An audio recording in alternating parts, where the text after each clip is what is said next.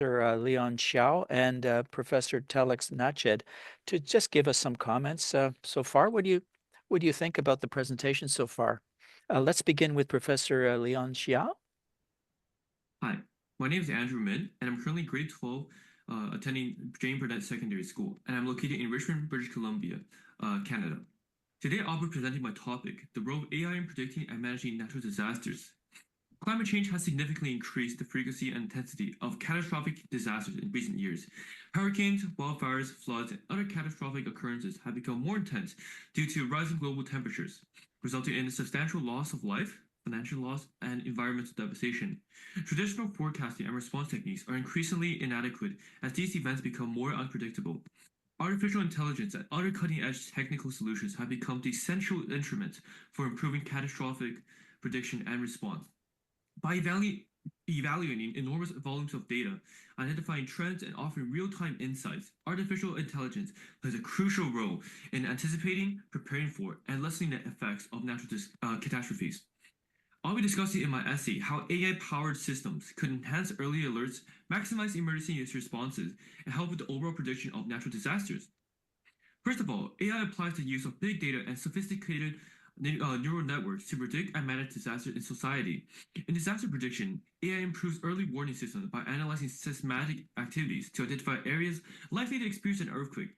For example, Japan has an AI-based earthquake early warning system deployed around the mainland, which solves all bullet train systems when an earthquake is detected and helps coordinate rescue efforts by analyzing satellite images and social media posts. Similarly, AI-based climate models enhance hurricane and cyclone simulations by analyzing satellite data to determine the path and strength of a storm, a method employed by NASA and NOAA, also known as the National Oceanic and Atmospheric Administration. In the same manner, AI enhances the prediction of floods and landslides through the use of hydrological modeling and image recognition for early identification, a practice adopted by Google in its flood forecasting project in India. In the same way, AI can also assist in the detection and prevention of wildfires by analyzing satellite images and environmental factors like temperature and humidity to prevent massive conflagrations in California, for example. Besides the forecast, AI also plays a significant role in improving disaster response and management. Chatbots and automated alert systems enhance emergency communication, while risk assessment tools assist authorities in identifying the areas that require immediate evacuation. Additionally, AI improves effectiveness in the use of resources by telling people where to distribute food, water, and medical supplies to the affected populations. In search and rescue operations, drones and robots controlled by AI can help in the search of persons, as it was used after the earthquake in Nepal. For example, moreover, for post-disaster recovery, AI quickly evaluates damages and suggests the best strategies for reconstruction based on an analysis of satellite images of the affected areas. This approach has been used in areas that have been affected by hurricanes in the United States, for example.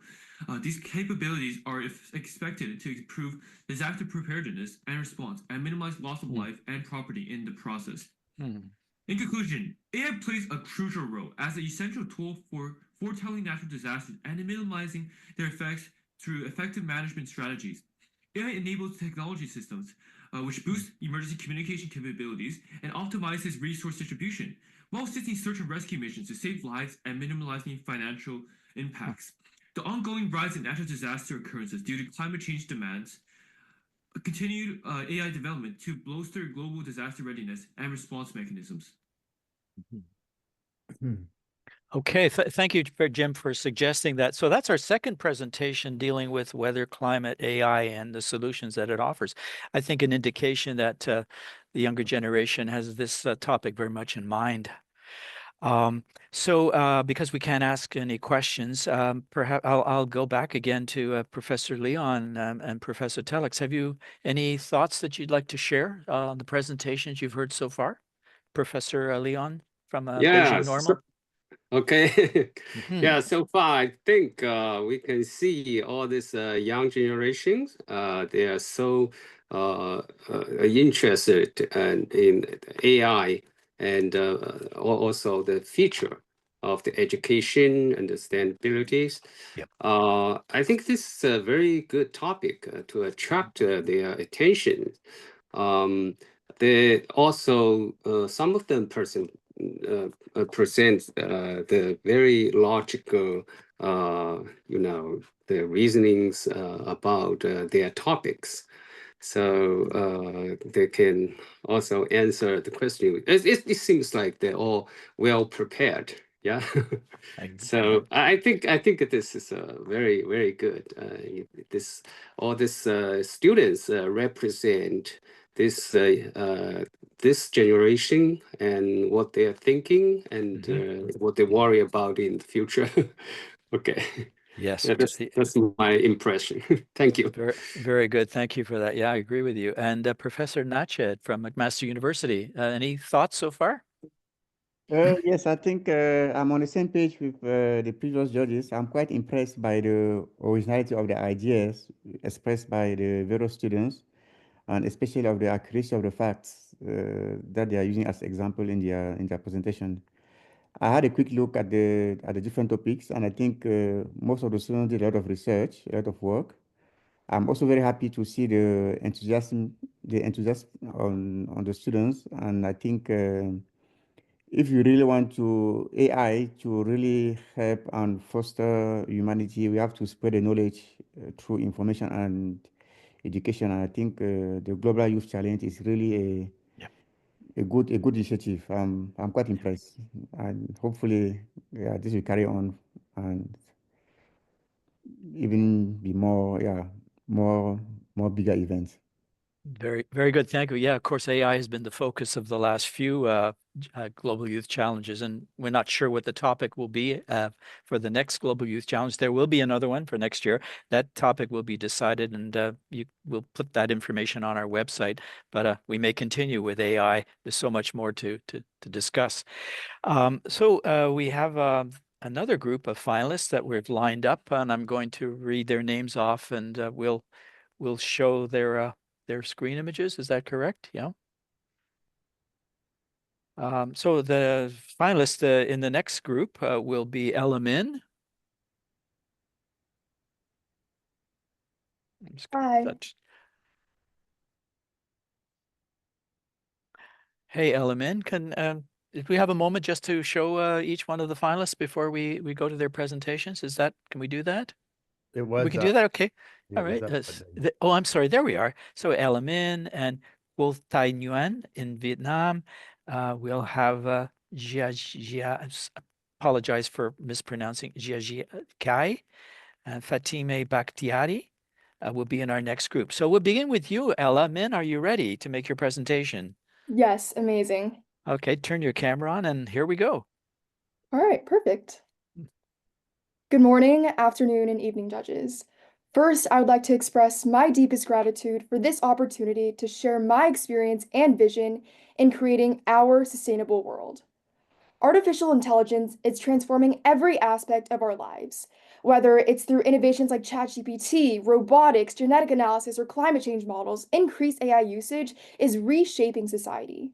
However, as we deploy AI more widely, our energy demands grow accordingly. According to the U.S. Energy Information Administration, AI's energy consumption is expected to double from 176 terawatt hours in 2023 to 580 terawatt hours by 2028. I sincerely hope that this surge in energy demand will be met with predominantly clean energy rather than fossil fuels. With this in mind, today's speech will focus on my personal research regarding the intersection of AI and clean energy. Hi, I'm Ella Min, a junior at Amador Valley High School and a committed solar activist.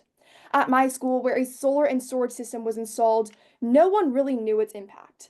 How much money were we saving, or how much it helped the environment? That just didn't sit right with me. So I partnered with Stanford Sustainable Systems Lab and spent months analyzing 3 years of energy data. I discovered that my school achieved 100% carbon-free electricity, reduced emissions by 75%, and saved around 1.8 million over the system's lifetime. Savings that could benefit our students, our classrooms, and our teachers. With this evidence, I was selected to speak in support of California Senator Josh Becker's Senate Bill 1374, which aimed to boost financial incentives for solar installation in schools. Although this bill was vetoed, with the governor saying there were already enough energy incentives, this setback only deepened my determination to explore whether energy equity is truly being achieved. In the second step of my research, I used machine learning to examine the equitable distribution of solar across all California K-12 schools. We implemented a three-step approach that combines geospatial data processing, machine learning-based image classification, and socioeconomic analysis to assess the factors influencing PV adoption on school campuses. I used the California Schools district geolocation information for 9,996 schools.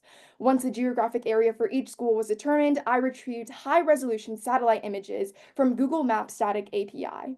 In the second phase, each tile was classified using a vision transformer architecture developed by the Stanford Deep Solar team during my summer work. In the third step, I merged the derived PV status with a table of socio and economical attributes such as enrollment size, demographic composition, financial resources, and political representation. The findings revealed higher than expected solar adaptation, with 5,503 schools having implemented solar systems. However, the equity gap is vast. Solar adoption declines sharply from 73% in well-off communities to just 46% in disadvantaged communities.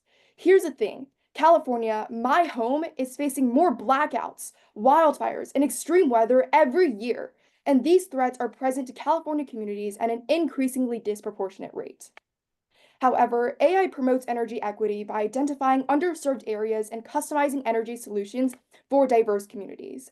By using AI to analyze consumption patterns, demographics, and local challenges, AI helps decision makers design smart interventions to ensure fair access to clean, affordable energy. This lets us direct renewable investments right where they're needed most, bridging gaps in rural and low-income urban areas. AI isn't just another tool. It is a catalyst for a sustainable, equitable energy future that tackles climate change and advances social justice. Thank you, and I'd love to answer any questions now. Thank you very much, Ella. Just a point of I want to share here. Back in 1986, I had a chance to go to Stanford University. I met John McCarthy, one of the fathers of AI, who I believe gave AI its name. It was called machine intelligence up to that point. He said, no, let's call it artificial intelligence. So you have a question coming from Professor Preeti Raman of Toronto Metropolitan University. Hi, Ella.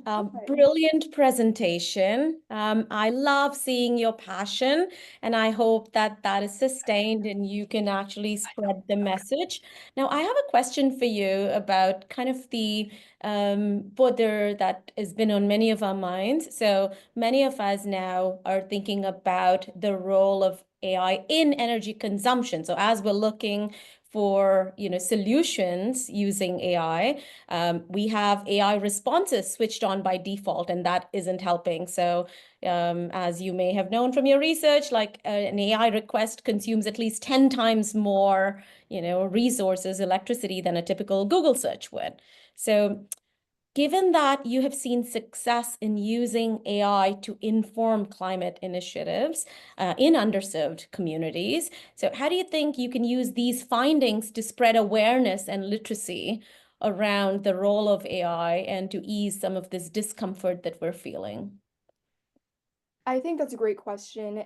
AI is an interdisciplinary tool in this regard because it has like these benefits, amazing benefits of identifying all these communities. Like there are 9,996 schools I've mentioned across California. And like if me alone was to go through all of them and look if there were solar panels on every single one of those 9,000 schools, it would be nearly impossible. But I think AI makes impossible things really possible. And it's just about how we use that tool and break the stigma around AI usage, showing how all these benefits can be achieved. And I'm taking all this research to the next step. Like currently, I'm working with our senator's office to back more legislation with the California Energy Committee, like using all this research and an interactive ArcGIS map that I put together from this research to really use it for policy and energy solutions. So while AI might use more energy in like Google searching and other forms of like accessing the internet, I believe it is a powerful tool that can be harnessed for the right things as well. Great, thank you. Thank you for your insights there. Thank you. Thanks again, Ella. Ella, I just have a question. Do you plan to go into AI as a career?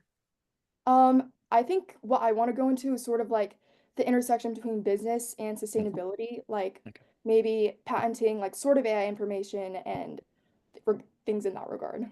Okay, thanks. I just was curious about that. So, University of Toronto, Jim Sloda, you have a question for Ella, please. Yeah, hi. I think we do some of that stuff here at University of Toronto. Maybe you could take a look at possible programs here. Also loved your presentation. The passion and energy, and I can see you've presented this stuff to other other forums, including government. The fact that you brought real data in, the fact that you